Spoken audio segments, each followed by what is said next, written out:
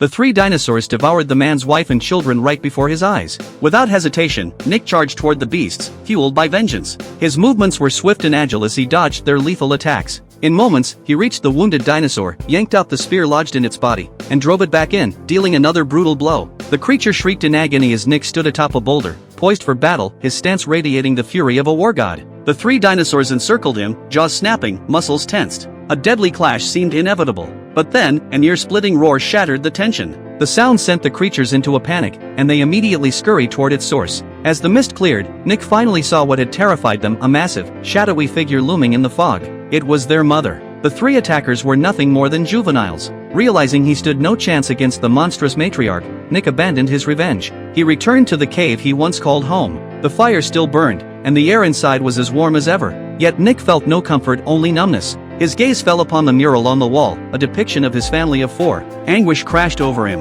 Everything he had loved was now shattered. Life had lost all meaning. Driven by despair, he scaled the cliff barehanded until he reached the summit. Death no longer frightened him. He couldn't bear to exist alone in this savage world, yet he hesitated, unable to take that final step. He remained on the edge until dawn, the first light of morning washing over him. As he stared at the rising sun, the faint silhouettes of his wife and children appeared before him, but their eyes held no warmth, only accusation. In that moment, Nick understood. He couldn't die a coward's death.